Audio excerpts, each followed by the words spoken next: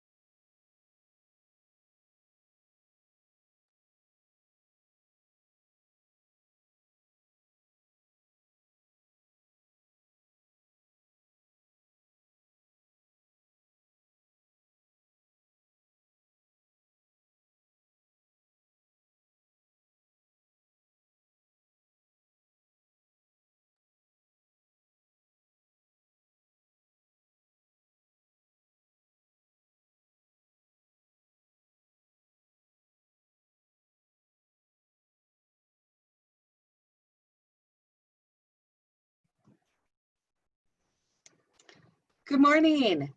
I'm Terry Foster, and I am the Donor Services Coordinator with Brainerd Lakes Area Community Foundation. And we are very excited to have all of you join us today for our virtual second annual State of the Lakes Area event for Crosslake.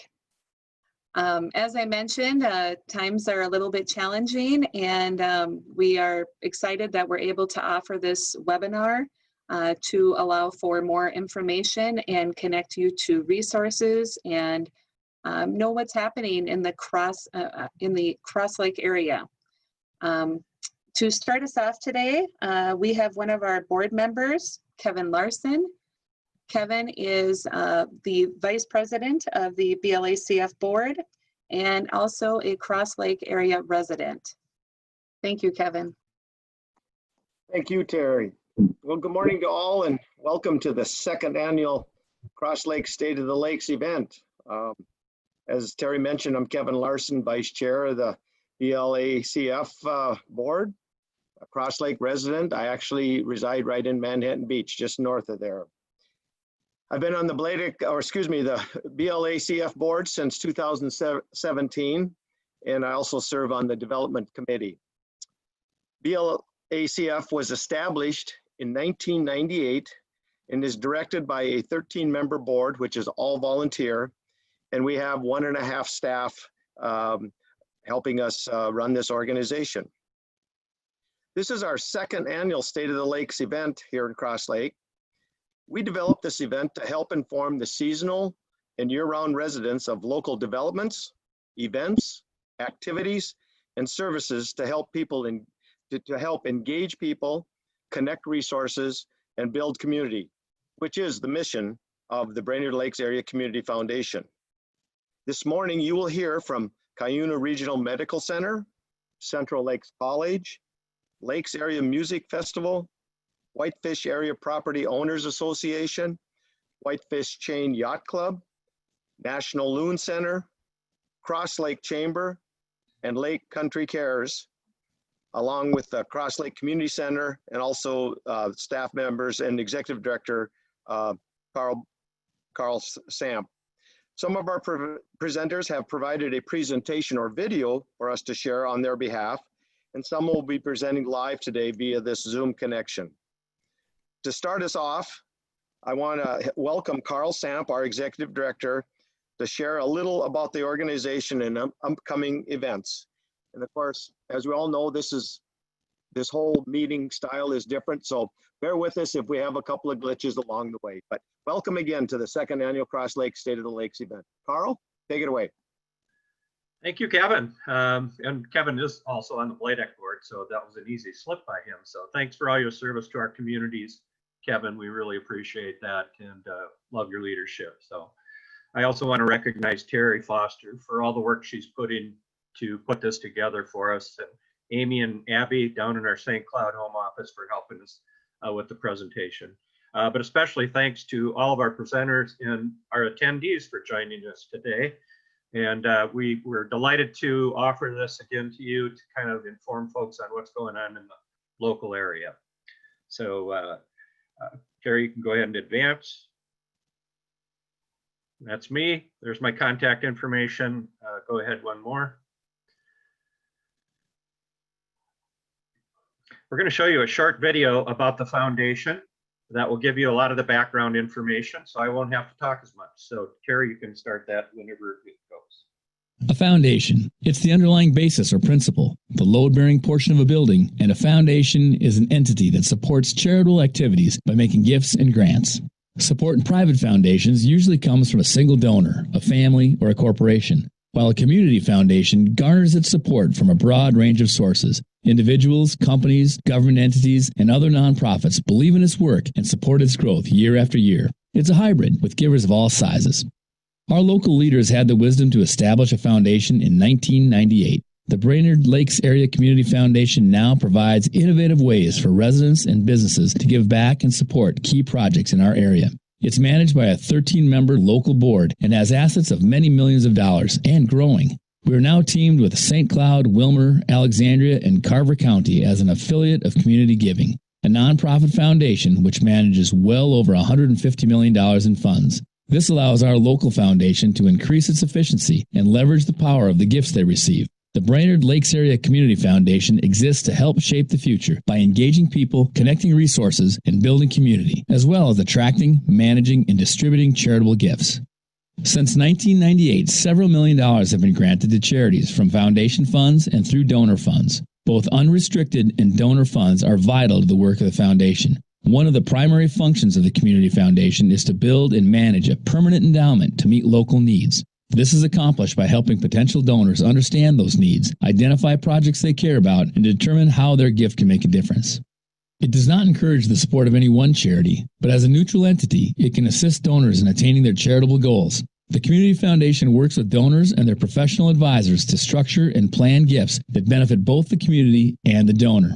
Another role of a Community Foundation is supporting local nonprofits. Most gifts given to the foundation are really gifts given through the foundation to the desired cause. The foundation acts as an umbrella over all nonprofit organizations that are working diligently to build a stronger community. Some examples of giving through are gifts and grants to the Brainerd Baxter Youth Center for the Girls Who Code, PCs for People, and the Bicycle Recycle Projects, to Junior Achievement Company Program where students learn entrepreneurial skills by starting an actual business, to the Crossing Arts Alliance for the Mark Munson Rock Music Summer Camp where youth learn the business and performance side of being in a rock band from mentors, to the Brainerd Lakes Area Newcomers Club, which offers fun events and activities to help build a social network for new residents, to Bridges of Hope for the Self-Healing Communities Project to reduce, prevent, and address adverse childhood experiences, to the Brainerd Family YMCA for the Summer STEM Camp for youth, to the Lakes Area Music Festival for its annual classical music, opera, and ballet concert series and outreach events provided at no charge, making professional classical music accessible to everyone. The Community Foundation has 6 types of funds for donors to work with: an agency fund for schools, nonprofits, and churches; designated funds that donors can name a specific charity; a field of interest fund such as education, healthcare, or our Women's Fund; donor-advised funds, much like a charitable checking account, allowing the donor to vary their gift to several different charities, unrestricted funds that can be used for general grant making, and scholarship funds in which the donor can make higher education available for individuals. As a donor, you get to decide what is right for you. A community foundation is often called a three-legged stool, a term that reflects its role as a fundraiser, grant maker, and community leader. The Brainerd Lakes Area Community Foundation adds a stable fourth leg to that stool by helping generous people change lives and communities through philanthropy. Your community foundation is your resource to give back to your community, the place we all love to call home. It's your foundation, supporting us all. A foundation.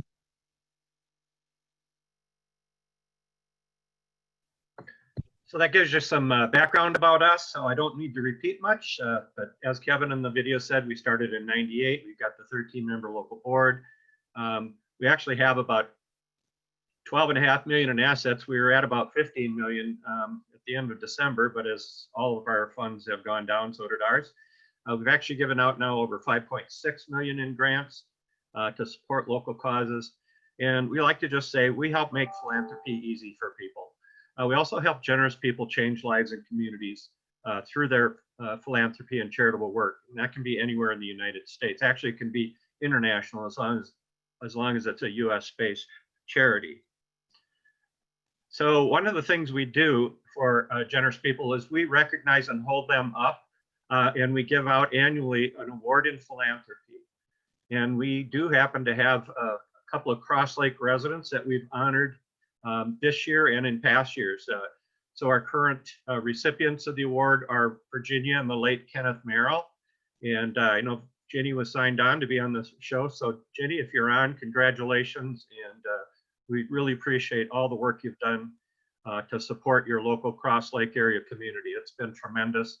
And we know through your legacy giving, you're going to be having an even bigger impact. So we have added this year legacy awards, and we're giving one to Millie Geertsen, who support a number of charities in the Brainerd Lakes area and in a broader area around environmental work.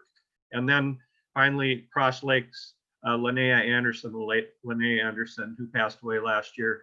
And Jim also is on the line. So Jim, thank you so much for all you and Linnea have done for this community and our entire Brainerd Lakes area community. So we're honoring these two women for the gifts that they left after their passing that is having a lasting and a tremendous impact on the nonprofits and the people they serve in our community. So we just want to honor them and thank them for their work. So this year we have an annual dinner every year, usually in early July, but because of the coronavirus, we have moved it to September 22nd, and it will be held right here in Crosslake at the Crosslake Lutheran Church. And we're hoping we can still go through that.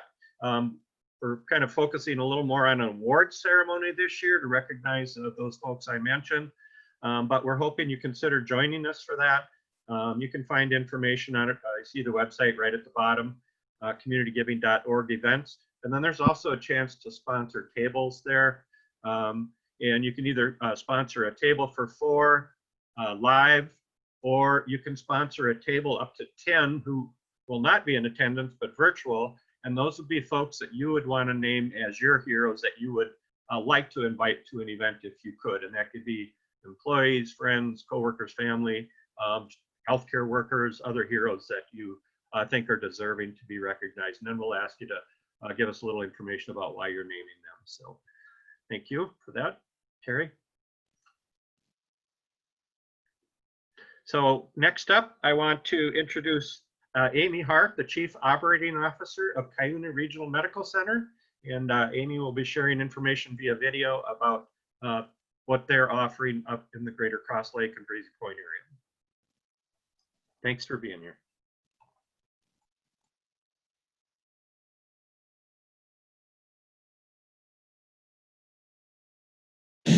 Hi, this is Amy Hart. I'm the Chief Operating Officer at Cuyuna Regional Medical Center and thought I would give you an update on our Breezy Point Clinic. Believe it or not, our Breezy Point Clinic has been operational for a little bit over a year, and we still continue to offer primary care services and plan to offer additional services. Breezy Point Clinic is open 6 days a week for both your regular primary care needs as well as walk-in and same-day services. So many of the new services that we are offering at CRMC in Crosby are urology effective July 1st. This will be a full-time physician for our organization, as well as adding a new foot and ankle surgeon effective August 1st. Additionally, we have our spine surgeon who will be joining us the first week in September, and a new OBGYN in the mid-September of this year. We have additional services that we're still working on adding, and we also hope to be adding some of these services to our Breezy Point area. Some people have asked how we have changed through this pandemic, and I thought I would just give you a list of some things that have changed that you might see whether you're coming to our Breezy Point Clinic or to the Cuyuna campus. The first thing that you'll notice is that we are open. Many people have been putting off medical care, and we want you to know that we are here for whether you're ill or whether you need those wellness visits, particularly for children. When you come to the clinics, you'll be stopped by a door screener who will ask you a few health questions. They will take your temperature and give you a mask to borrow if you don't have a mask with you. We will ask that you keep that mask on the entire time that you're at the clinic for your visit, just for the protection of you and for others.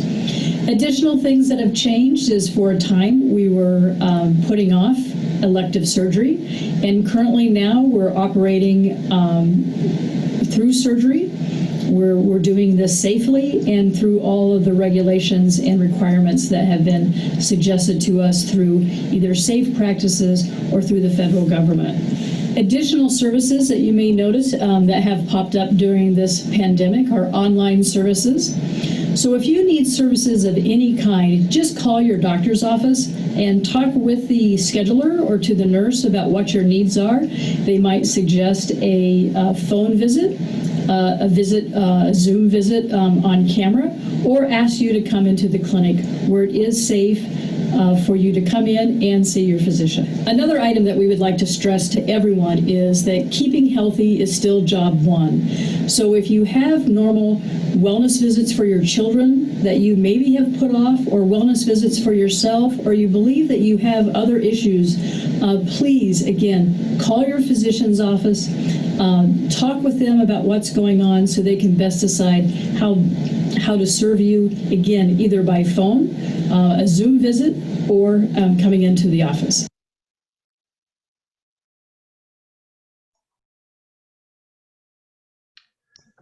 Okay, thank you, Amy, for that information on CRMC. So we appreciate that.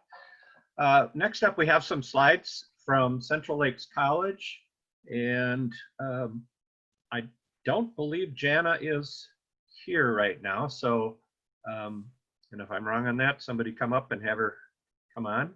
So I'm going to cover these slides for them. I used to work there for 9 years, so I'll know a little bit about them, but otherwise we'll be quickly moving through these and on to our next presenter. So go ahead and advance, Carrie. So Central Lakes College is located in Brainerd and on College Drive. There we go. Keep going. There's a picture of the staff. There's students. It's a 2-year institution, but they do have partnership with some 4-year colleges. And you can see here various information, head count of about 5,300 with 2,634 full-time equivalents. The foundation there gives 445 student scholarships totaling close to $400,000. You can see the staff makeup there. About 40% of the students are first-generation students, which is, you know, for our communities, that's a great way for help people to break the cycle of generational poverty. You can see the age range there. The thing about 2-year institutions is they tend to have a much higher percentage in that over 25 category. about 12% students of color there. And you can see the breakdown in the liberal arts program of 66%, often preparing them to go on to a four-year institution, and then the career and technical programs of 30%. And you see where the students came from in that. So by advancing innovation and inspiring learner and helping to transform lives of students through the work of the college. Their mission is to build futures. And just a bit about the foundation where Jana works. So they have a foundation that can provide scholarships. So if you have an interest in advancing student opportunity through providing a scholarship at the college, you can do that. They give out about $500,000 a year in scholarships. They did take over the Pines Apartments now, and so the college actually has their own student housing program right next to campus. So that's a great addition to the work they're doing. And you can see they provide over 200 scholarship and program funds here. So the mission of the foundation is promoting CLC student success by addressing the financial barriers in pursuing higher education. So different ways you can connect with CLC is catch a show through their Performing Arts Center. They're doing some creative things now with the COVID-19, so you can check that out at that website that's shown there at clcperformingarts.com. You can also take classes or on campus or online, explore indoor and outdoor community walking paths, beautiful campus there right on the Mississippi River. You can enjoy lunch in our cafeteria. It's actually run by Three Cheers Hospitality, or the folks who do Prairie Bay and Sherwood Forest, Iron Range Eatery. So excellent cafeteria there as well. They have vocal and music concerts for your enjoyment. They have different poetry series, art gallery exhibits, cultural arts series. There's the Raider athletic events, football, basketball, baseball, and women's softball and volleyball. And then the Rosemeyer Center forums that address issues affecting state and local government. So a great learning opportunity there. Okay, so that's what's happening at Central Lakes College. Next up, we'd like to introduce a video by one of Brainerd High School graduate, Scott Likens, and he's also a member of the Brainerd High School Hall of Fame. Scott went off to college in New York, in Rochester, New York, to the Eastman Music School. After he graduated, he brought back some of his friends and they performed at a local church in Nisswa. And it was such a hit that the light bulb went off in Scott's mind, saying, you know, there's a real demand for classical music up here, and I'm going to help fill that. So let's hear from Scott Likens, the Executive and Artistic Director of Lakes Area Music Festival, and about their summer series and kind of how that's going to operate differently this year.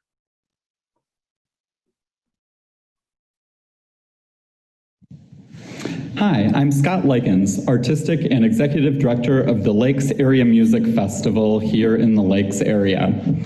The Lakes Area Music Festival started in 2009 when I invited a few of my college friends here to the area to wait tables, enjoy the lakes, and decided to do some concerts of music as well. And over the past 11 seasons, that has developed into one of the top music festivals in the Midwest. Each year we bring about 200 artists here to the Brainerd Lakes area to collaborate on chamber music, orchestra, opera, and ballet. In addition to that, we have extensive education and outreach programs year-round, which reach thousands of people here in our community throughout the year. Of course, in the situation we are right now, the COVID-19 pandemic has hit arts organizations incredibly hard. The Minnesota Council of Nonprofits has listed the arts as the #1 hit nonprofit industry in the state. And that's not surprising, as we are based on the idea of large gatherings and people coming together to experience live music in the audience, and also based on having large groups of musicians being on stage close together, sitting within an orchestra to make music together. We want to make sure that anything that we do this summer is safe, and so we've been spending the past weeks coming up with programs that can help us continue to extend our mission of accessibility and excellence in classical music throughout this season. Looking at summer 2020, most organizations that do what we do, summer festivals, bringing artists from around the world, have had to announce cancellations for their seasons. However, for the past few weeks and few months since we knew this would be an issue, our board and staff has been carefully considering a number of options of how we could proceed. And so our plan right now is changing almost daily, but we are committed to presenting a 2-week season of concerts running July 31st through August 16th. And all of those concerts will be presented with streaming online. And by moving to online, we're able to still connect with our audience, but we don't have that risk factor of people gathering together and perhaps spreading the virus. And we believe that we'll be able to produce these videos and also expand our education programs in order to engage our audiences and continue to serve our community.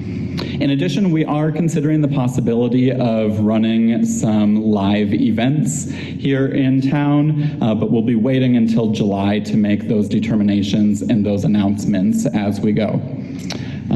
We will be streaming 11 concerts during that time period, so 11 different programs for people to tune in and watch. And we're very excited to be expanding our partnership with Minnesota Public Radio to help spread the word and hopefully actually grow the geography and the size of our audience in this unprecedented season. So through that partnership and others, we're inviting people to share what the Lakes Area Music Festival has to offer, and we hope that you will tune in and join us and share all of that wonderful content with your friends and family this season as well. And we know that once we get through this 12th annual season, we'll be building ahead to our 2021 season, where we'll be celebrating the reunion of artists and audiences in a new home at the Brainerd High School Performing Arts Center.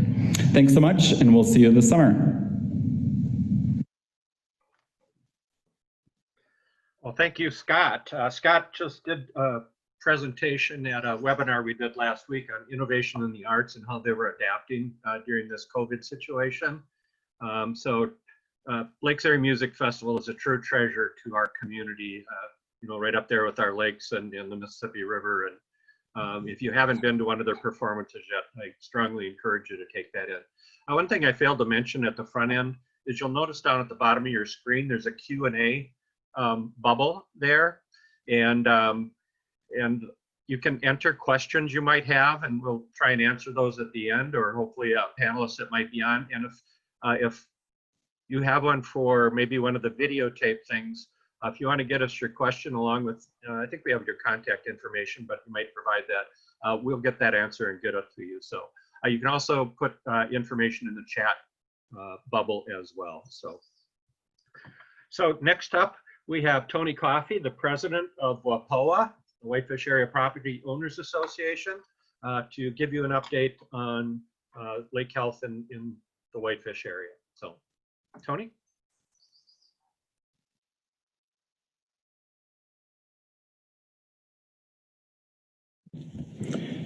Good afternoon. I'm Tony Coffey, president of the Whitefish Area Property Owners Association, better known as WAPOA. I want to thank the Brainerd Lakes Area Community Foundation for the opportunity to update you on WAPOA and the work we are doing to conserve and protect our lakes.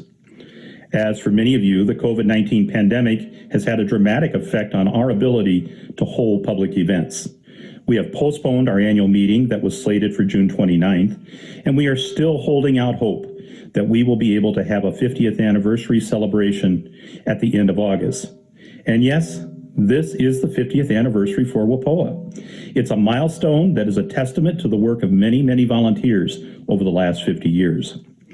But the pandemic hasn't stopped us from doing the necessary work of water testing and AIS prevention. It has also made it possible for us to work on a new website, which we will launch shortly.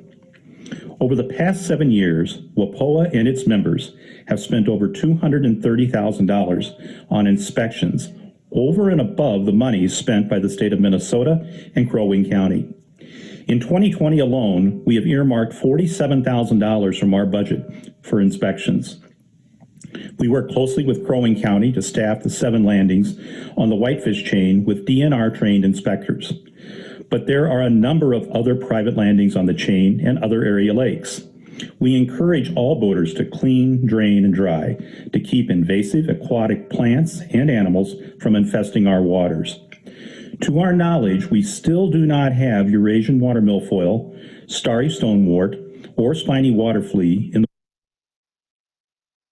the Whitefish chain. We certainly want it to stay that way.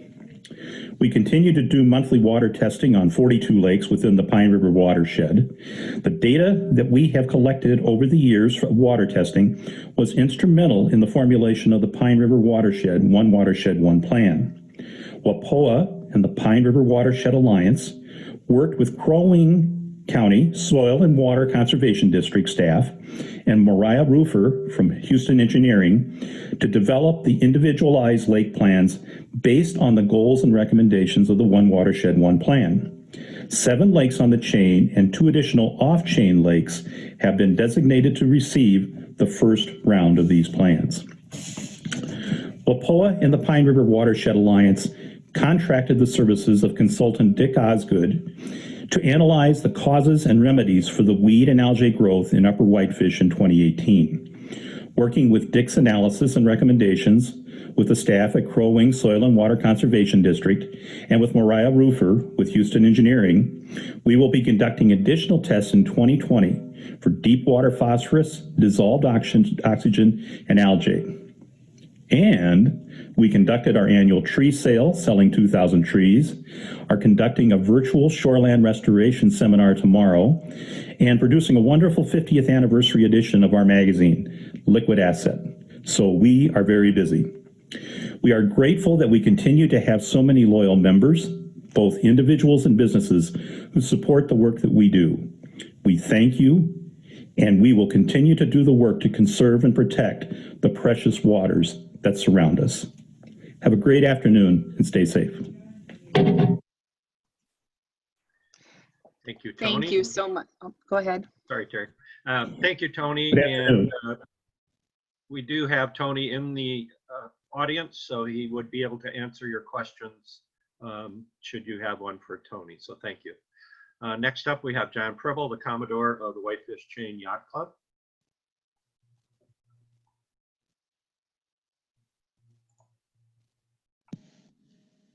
Good afternoon, everyone. I'm John Pribble with the Whitefish Chain Yacht Club, and thanks for the opportunity to give you an update on where we are in this rather unusual beginning of summer. As the last time I spoke with you at the community center in Crosslake, we talked about several things the yacht club was involved in, and one of the things I ended up with was a new initiative we were starting to light all the buoys on the chain of lakes. And that's roughly 100 buoys that mark all the channels and the no-wake zones and the hazards. The green and red mark the channels, the white buoys mark no wakes and hazards. And we were able to get solar lights and do a major fundraising campaign to complete that last fall. So this year, all the buoys on the chain are lighted to provide more safety. As you know, more and more people are coming up to this area that aren't familiar with the lakes, and this is the way to help them navigate throughout the chain. And it was this purpose of navigation that started the Whitefish Chain back in 1950, or Whitefish Chain Yacht Club in 1952, when people were marking the rocks off Father Foley's Bar because they were a danger to boats in that area. So that was kind of our beginning. Unfortunately, the update for this year is rather sad. We have to cancel most of our activities throughout the summer. Our swimming lessons classes will be canceled. Our youth boating safety classes are canceled. Our spring dinner is being canceled. And most likely, the end of the summer, our Women at the Helm class will also be canceled.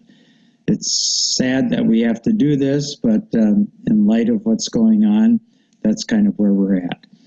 Sergeant Brad Thiesing, the new water safety patrol staff from the sheriff's county office, will be working on hopefully helping people do social distancing on the water to provide that additional safety throughout the summer.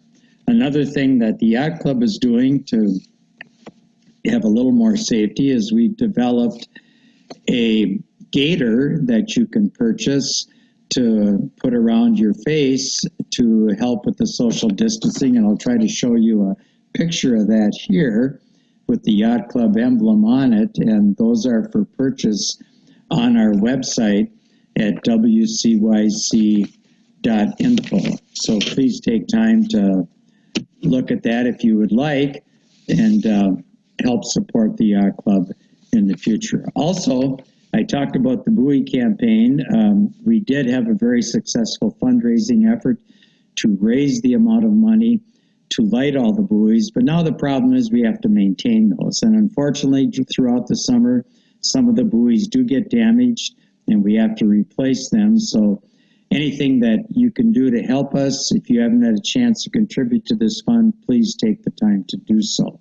Again, our website is wcyc.info. Our website has been updated and does accept credit cards and different methods of payment. So please take advantage of that, and we'd appreciate your help in supporting this. So that's kind of where we're at this year. It's going to be a different type of year on the lake. We ask people to just be safe, be responsible, protect your health. And finally, one more initiative that we will be starting this summer is we are going to partner with the new National Loon Center to help educate people on boating and staying away from the loon nesting areas that are throughout the chain. Our loon is our kind of our national symbol, and I know where I live on the south end of Crosslake, we have put out a loon's nest, and it's fun to look across the bay and see the loon nesting, and then eventually to see the babies as they grow and ride on the mother's back. So that's the last initiative that we're going to work on, and hopefully that'll come to fruition next year.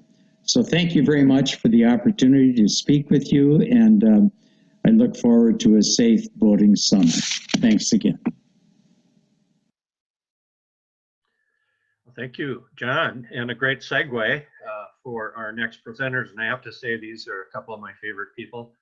Leah and I go way back to when she was part of the NISWA Navigators community development team there, and got to work with her, and also worked closely with their father. He did a lot of workshops for us when I was at the Initiative Foundation. So great to have Leah on board, and then also Carol Henderson, who I've looked up to for a long time, and his work with the non-game wildlife program at the Department of Natural Resources. I was actually a environmental educator and assistant park naturalist for the DNR for a summer, and then I was with the Forest Service a couple of years. So a great love of the outdoors and the environment, and Carol is somebody I always looked up to for the work he did. So good news, Leah and Carol, we're running ahead of schedule, so we're going to give you at least 20 minutes to share. You have a lot of information there, so and I know people are looking forward to hearing from you. So take it away, Leah and Carol.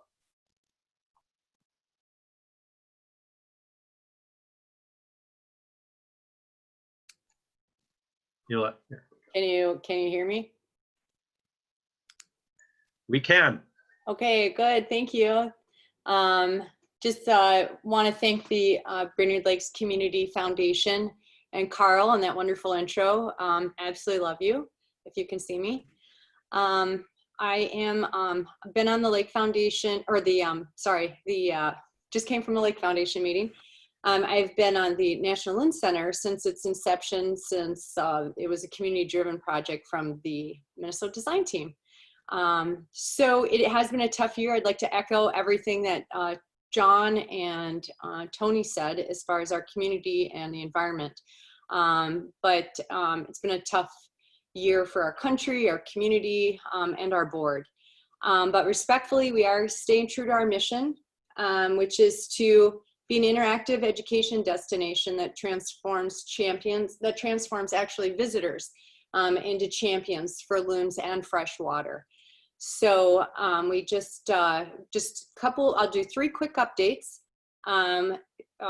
Tony Coffey and a group of volunteers did a wonderful grant with the University of Minnesota, and they just finished doing the curriculum, which will be transformed into exhibits. And so thank you to Tony Coffey and your group and WAPOA. And that was a big deal. We also have pending approvals right now. We're in the process of getting everything for our outdoor exhibits and already starting spending some of our LCCMR dollars to hopefully begin our shoreline restoration and outdoor exhibits here in the fall of 2020, pending all of our approvals. And then last, I just wanted to say that we got a beautiful grant from a Minnesota family foundation. A woman named Margaret A. Cargill just gave us $750,000. That's our first major gift from private philanthropy to help in our match that is required by the state of Minnesota from our $4 million grant. So with that, I'd like to introduce Carol Henderson. He is on our board of directors for the National Loon Center. He is a famous loon researcher, educator, conservationist, and has been recognized internationally. Carol has written 13 books. He is the creator of the Minnesota Non-Game Wildlife Program back in 1977. And he's also responsible recently for bringing $7 million to our state with the British through the British Petroleum Oil Spill Settlement. So Carol, take it away.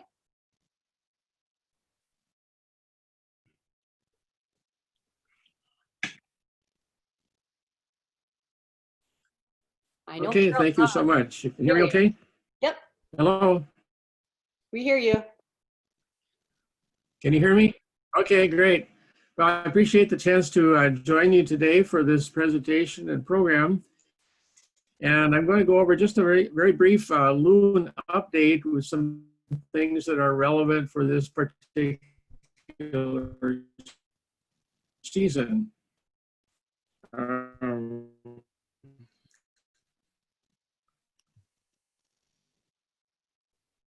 Now, I need to find which button I need to use to advance the screen here. Or can I do that remotely here? Carol, Terry will do that for you. I sign when I need you. Go ahead. Terry will advance the screen, so you just cue her when you want it to advance to the next one. And then, okay. Yeah, that'll work. As it's a short program. Well, I just want to remind everybody that Minnesota has the largest population of common loons in the lower 48 states, roughly 12,000 loons.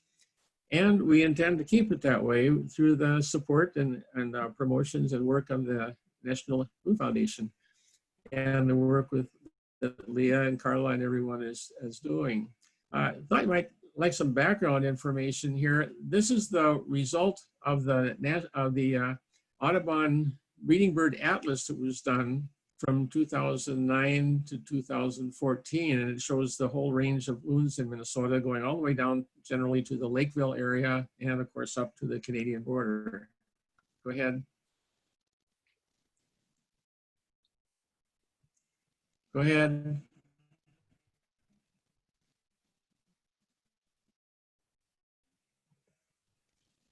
You can advance to the next one, Terry.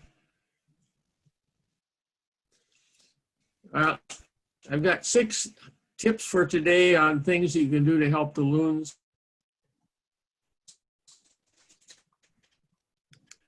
One is to sign up for the Minnesota Loon Monitoring Program. Leah sent out information earlier this week about how you can get online and sign up for this. At the time we started promoting this, we still had 109 lakes that needed to be monitoring sign up to document the number of loons nesting on these pre-selected lakes. Hey, Carol, this is Carl. I'm going to suggest you stop your video, Yeah. push your video button and take your video off. It might make the sound a little smoother. All right, okay, take the video off here. Okay, there, okay. Thank Does you. that help now? We'll see. Okay, we'll try it. Okay. This program that we do, the Minnesota Loon Monitoring Program, has 6 designated survey areas.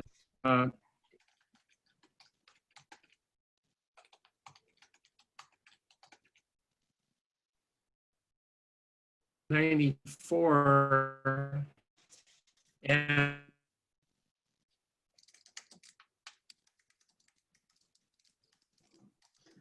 Unfortunately, Carol, I think we're having a really hard time right now with your connection.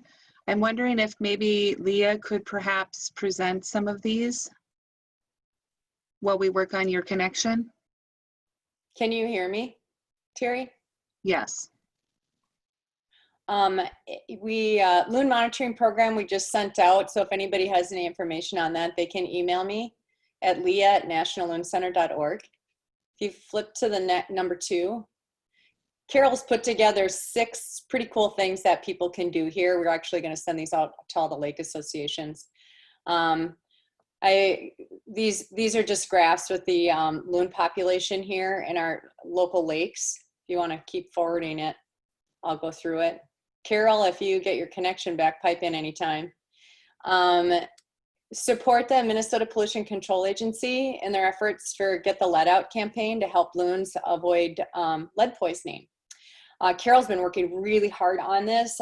There's money. It's a little over $1 million. That's, you know, with legislation and everything going on, it's been held up. We do have AmeriCorps volunteers working on that. We do have an exhibit plan for that we'll be working on the fishing piers at the site. So very important campaign, and just one little loon lead sinker will kill a loon. So next slide. Carol, I wish you could speak to this because this is a big deal. Okay,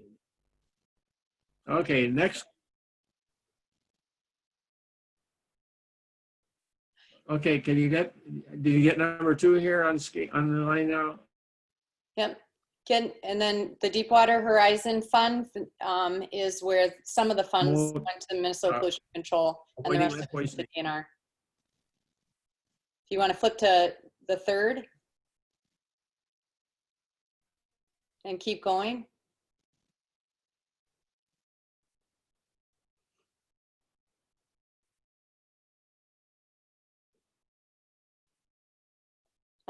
Number 3 is jig and sinker shopping. I don't know if Carol, if you're on yet. But ask your local bait shops and your sporting goods stores to see if they have loon safe lead-free jigs and sinkers. They're hard to find. It's moving forward though, and there's a lot of growing support for this effort. And we're hoping to have a depository and an exchange too with the National Loon Center outdoor exhibits. Number 3, support the state legislature to require the use of non-toxic small jigs and sinkers. So this is really, really quite a big deal. State legislation to restrict the use of lead sinkers and jigs, New Hampshire, New York, Maine. We have partners and Loon and Bio Research Diversity Institute, lots of partners across the country for the Loon Center, and this initiative from Maine to California. So it's a really big deal. You can go to the next one. 5, express your support and appreciation for outdoor writers and advocates of non-toxic jigs and sinkers. Dennis Anderson has been a wonderful writer and supporter for the National Loon Center. And somehow I think he's related to Pat Netco of Crafts and Cones. There's a shout out to Crafts and Cones. He has, we've met with him when he stayed at the campground here, where the future site of the, or the site of the National Loon Center is going to be. But yeah, just keep watching Dennis. There's other writers and Hubbard Broadcasting, a lot of media support for this effort. You want to?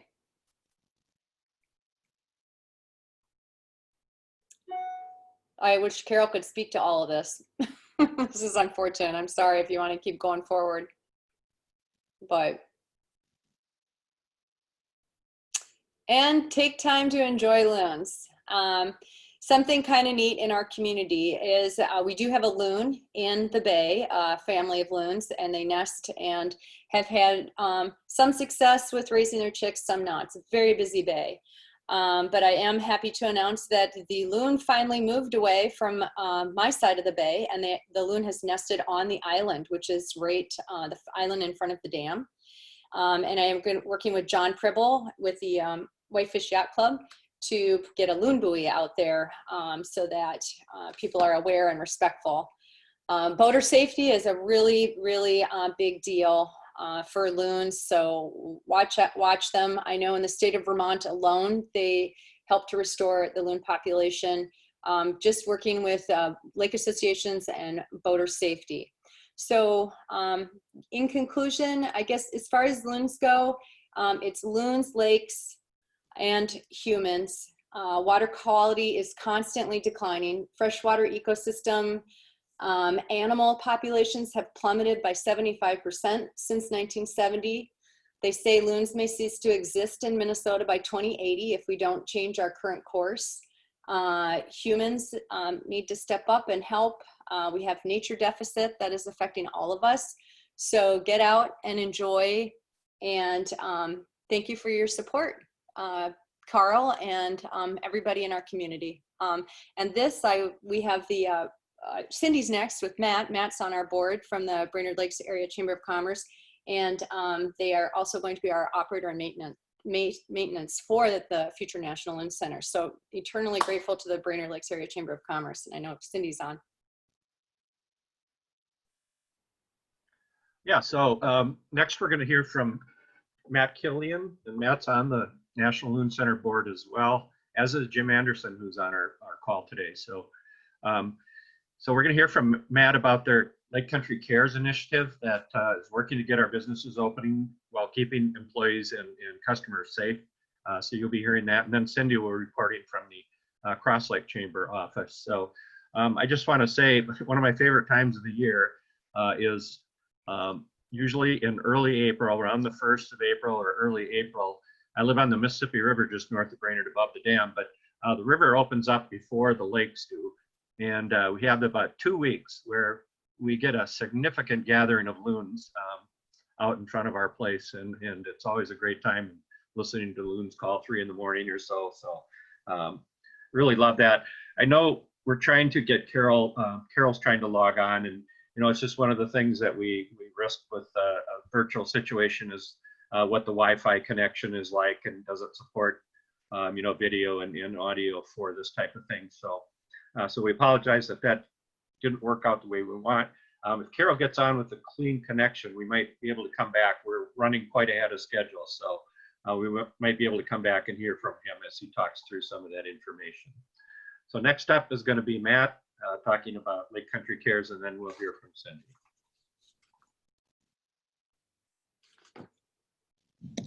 Well, hi everyone. Matt Killian here with the Brainerd Lakes Chamber of Commerce.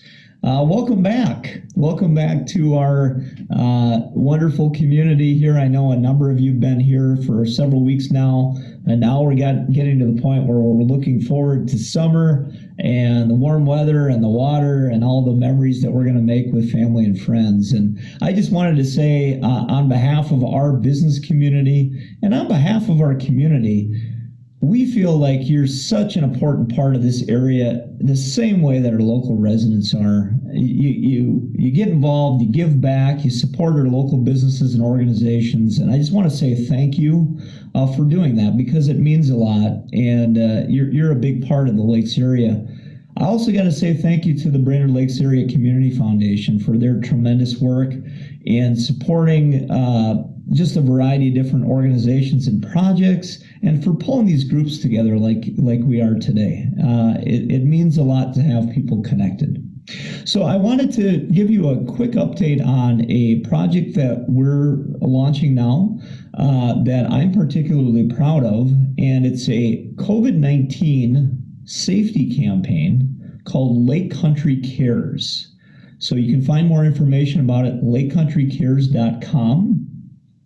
It's really about welcoming our customers back and rebuilding customer confidence within our local residents as well as our visitors. You know, people have different views on the crisis, on safety, and we just feel like in order to recover as quickly as possible, we need to focus on the consumer. And in order to do that, we have to send a unified safety message so people feel safe when they come back to different businesses. So we've done that by adopting and promoting 3 CDC guidelines that we've essentially rebranded. So they kind of look up north, they're kind of like Paul Bunyan.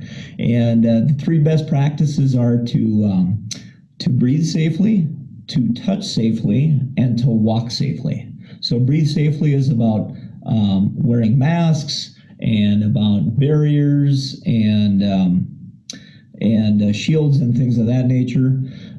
The touch safely is about hand washing and surface sanitation. And then walk safely is about social distancing. And instead of 6 feet apart, we say stay 2 axe handles apart from other lumberjacks. So you can see how some of the kind of the up north tourism messages are embedded in the campaign. So you'll see this marketing start appearing on a lot of different businesses that you frequent, as well as some radio advertising, some billboards, some digital advertising, just to send that message.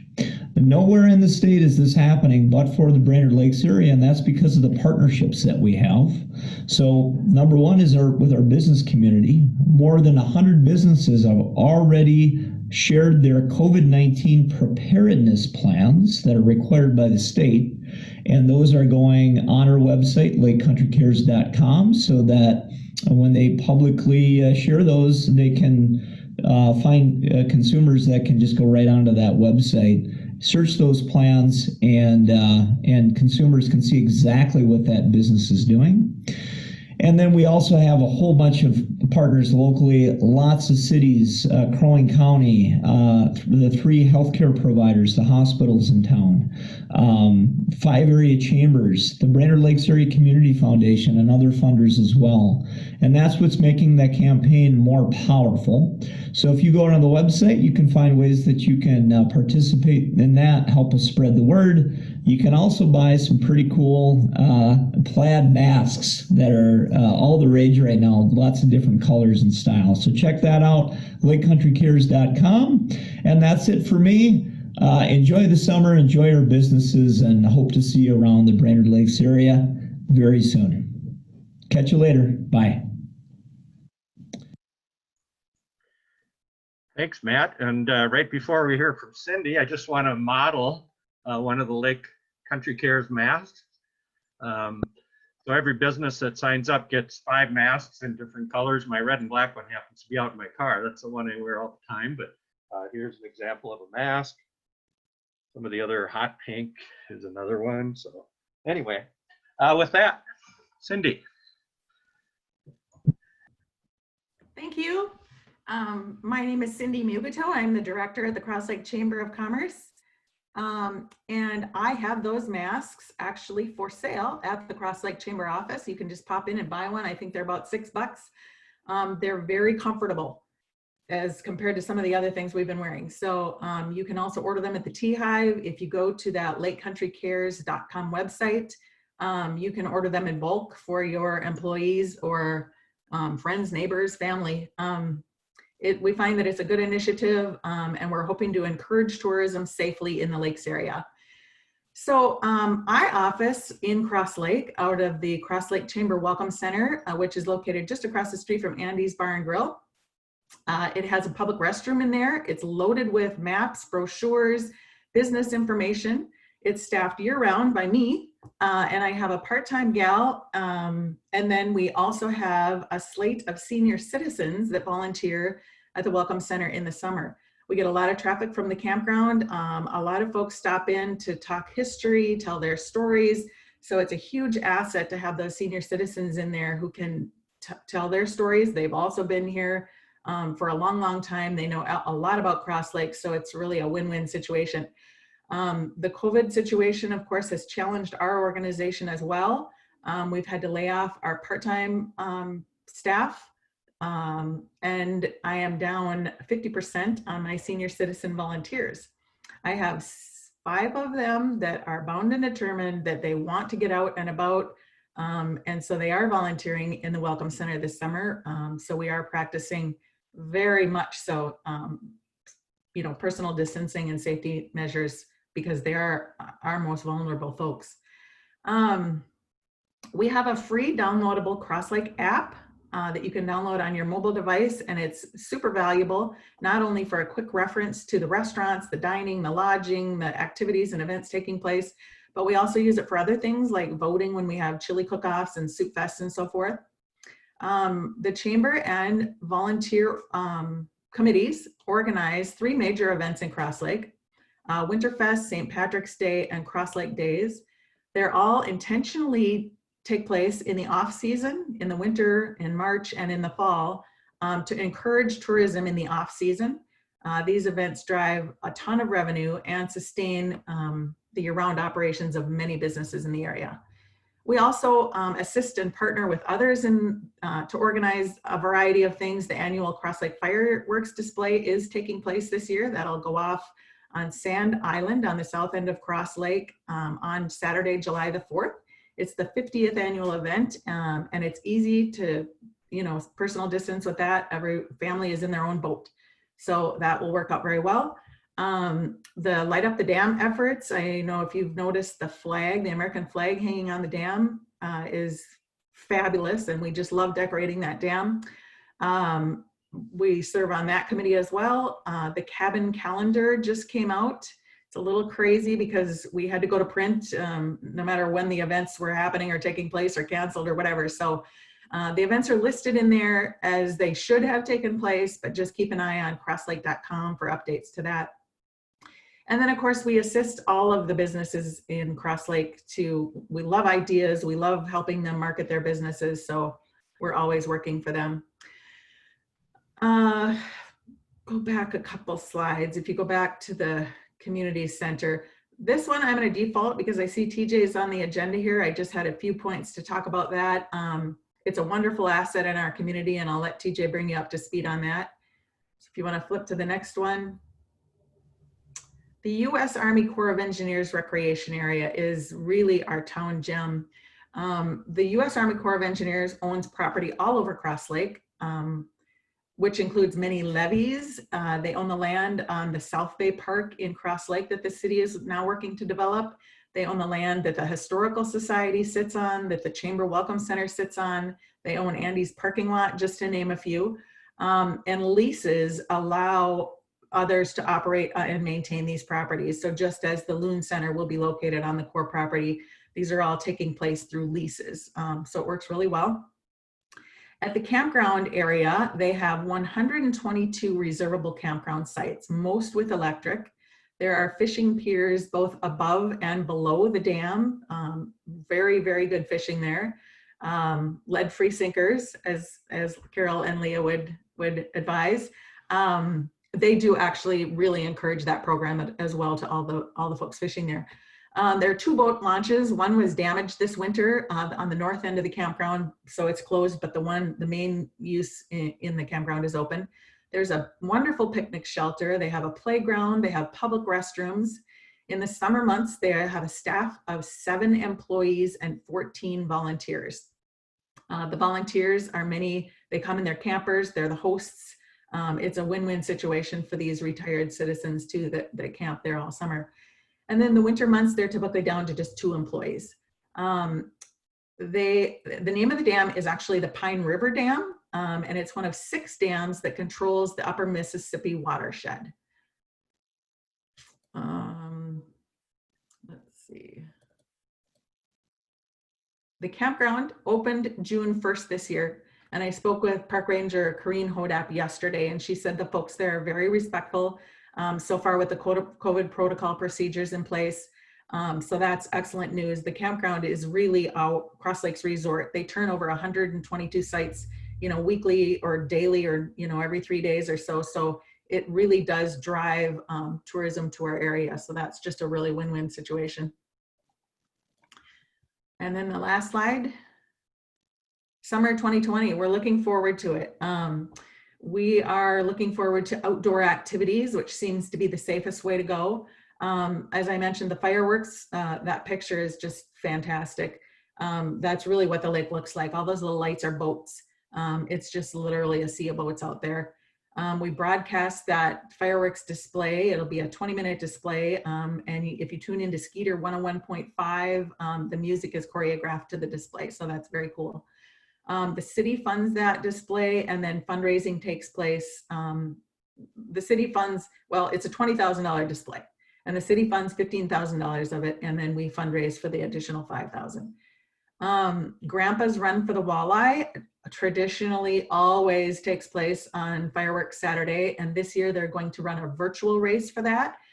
So you can register, get the t-shirt, run the race anytime in a 2-week period, I think, and then log back on and put in your time. And so we're really trying to get creative here of how we can host tourism events safely. And that is just a really good example of one.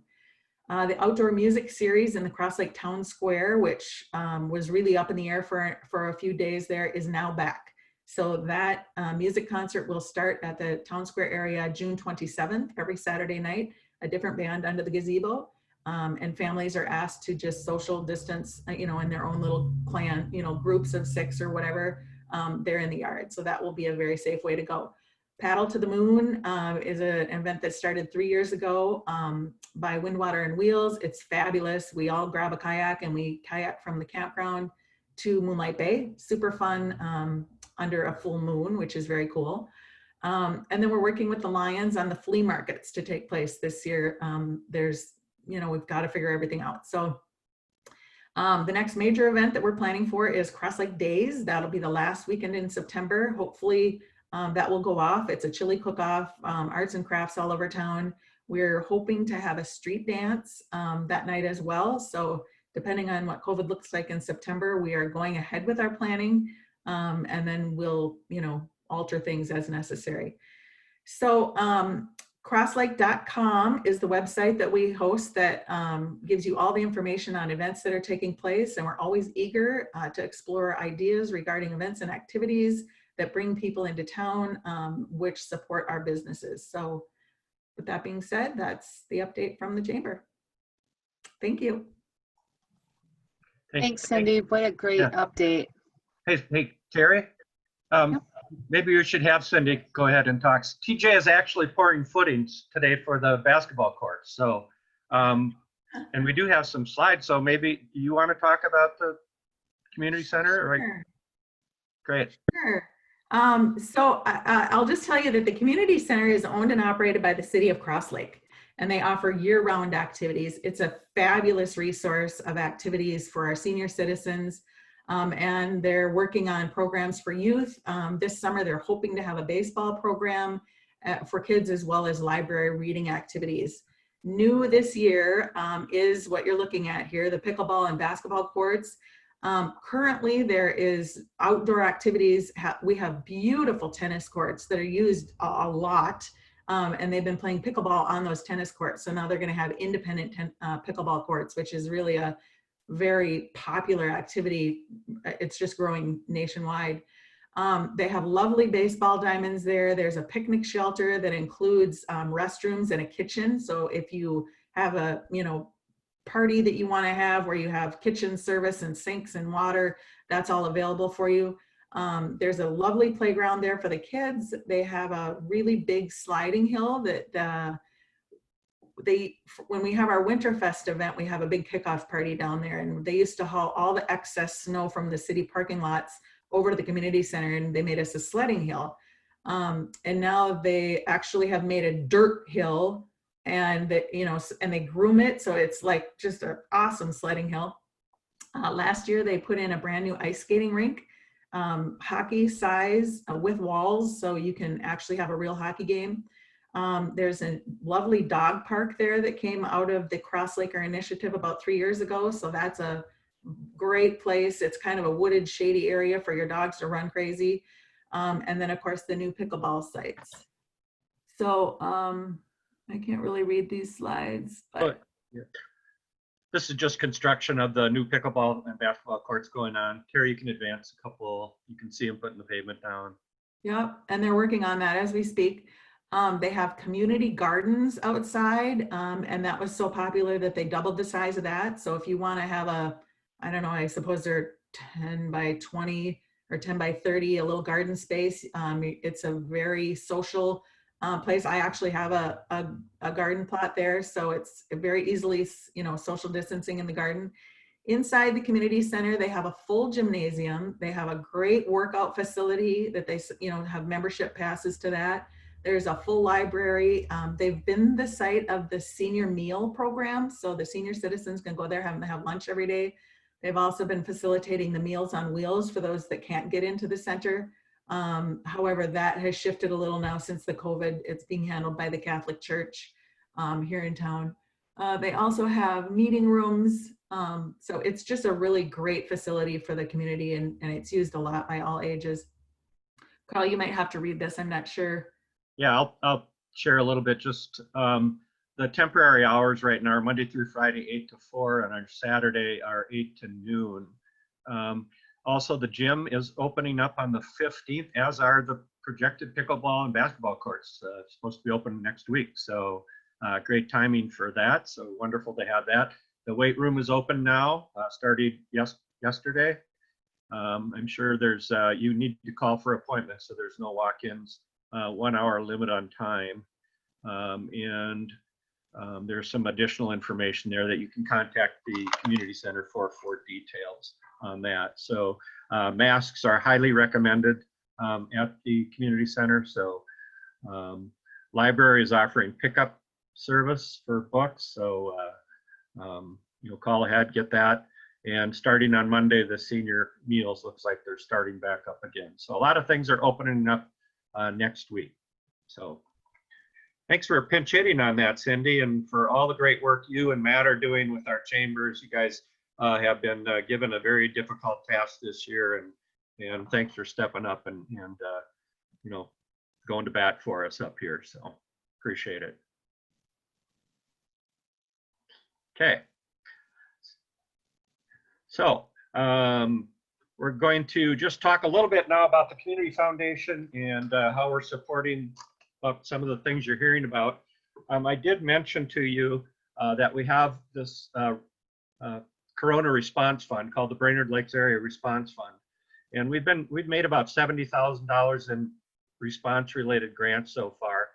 And you can see we've got this thing called the WRAP. And it's on our website. There's a link to it on our website. And if you go to our Facebook page, Brainerd Lakes Area Community Foundation Facebook page, you'll see the link to this WRAP. It was in the May 30th Brainerd Dispatch. You can also get your hard copies if you just let us know mailing address. We can get you a hard copy of that. But the first two pages really are dedicated to the grants we've been making to address daycare, food insecurity, mental health support, and financial assistance needs in our community.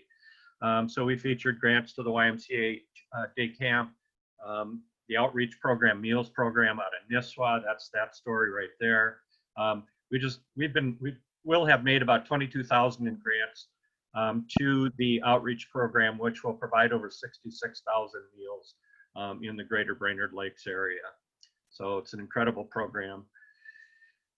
You can see here, we've been also making food-related grants to several other, the Pillager Food Shelf, Cuyuna Youth Center. We supported Tuesday's distribution along with Crowing Power for Ruby's Pantry. There's probably over 700 families and cars there that were able to receive distribution of food because of the grant. Okay, you can go down, Terry. And we've been doing some grants around mental health and wellness. What we're finding is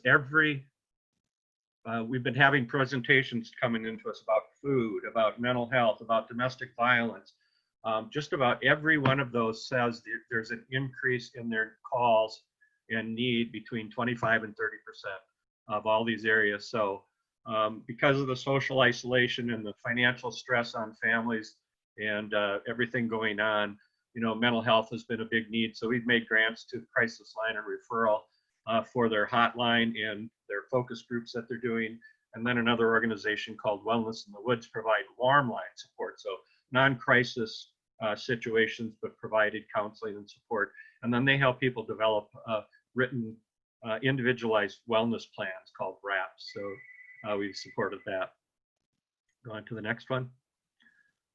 And then I'm proud to say that we partnered with Jim and Linnea Anderson and Linnea's Helping Hands Legacy Fund that made emergency financial grants available to the Salvation Army Bridges of Hope and St. Vincent de Paul Conference of the Catholic Church. And they've been providing emergency financial assistance to our neighbors in need out there as they come up. So those are the types of grants we've been making. And at the bottom, CTC, who Kevin used to be the CEO of, it's now Christy Westbrock, but they're great supporters of our community. And they made a $15,000 challenge gift to us to combat local food insecurities. And that's what we're making some of these grants to the outreach program with.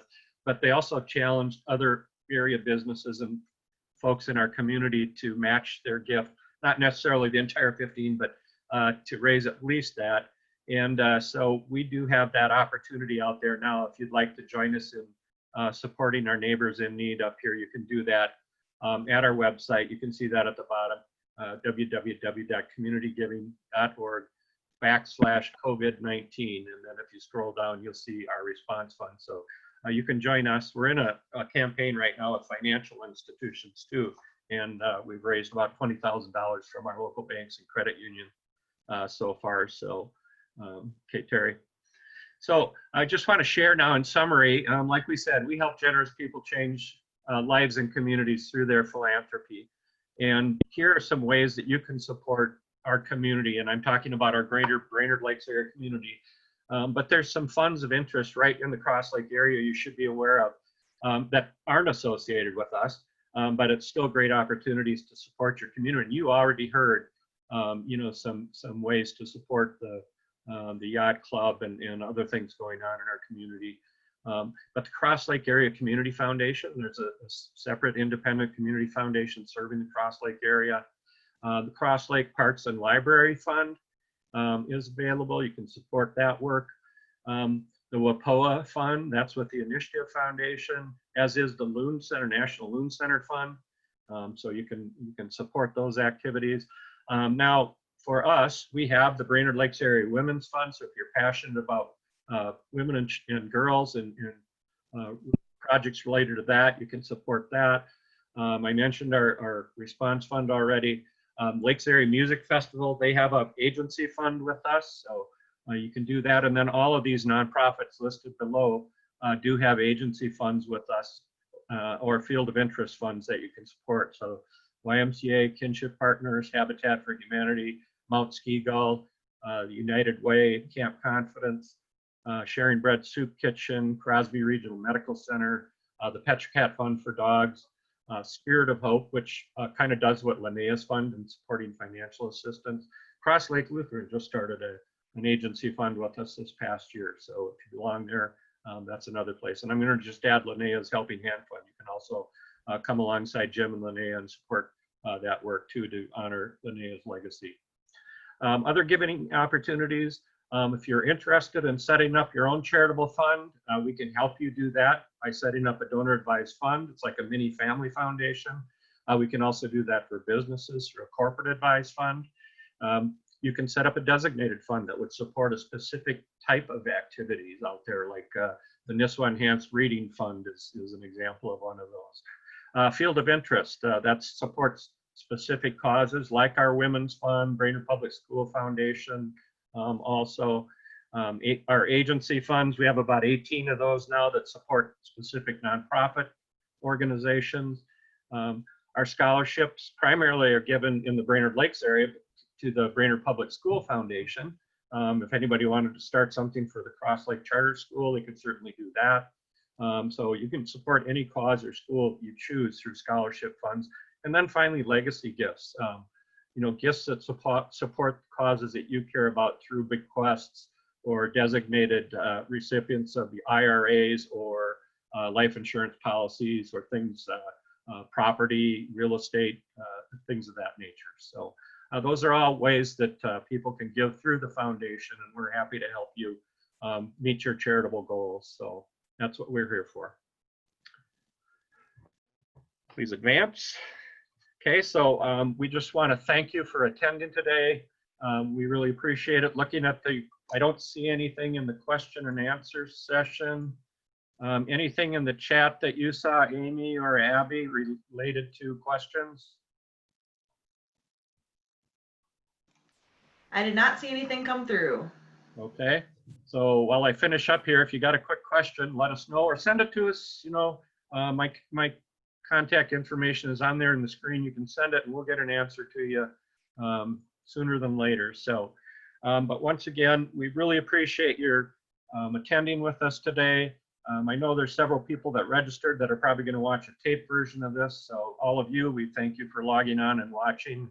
And thanks for coming up to our community, as Matt said. We really appreciate your being a part of it. I just, again, the chance to come to our dinner on September 22nd and honor Jenny and Ken Merrill and their wonderful philanthropy and the legacy giving of Linnea Anderson and Millie Gerritsen. We so appreciate that. Hey, I want to do a shout out too to Rob Weber and the Weber Family Fund. They were our first donor in our response fund, and I know Rob's on the call, so thanks for that, Rob and Ryan. Appreciate it. But come up for that dinner on the 22nd and then stay for Crosslake Days the rest of the week. So it's a perfect timing. Love to have you join us again for that. So Terry, thank you so much for all your work you put into this. You did a tremendous job, and you wouldn't believe the amount of work it takes to do one of these. So we couldn't do without Terry. So Abby, Amy, thanks for your help. Kevin and the board for your tremendous leadership in our community. I want to thank all our presenters. You did a great job, and all you attendees. So once again, check out our Facebook page, our website. Look forward to seeing you again live next year. We're looking forward to that.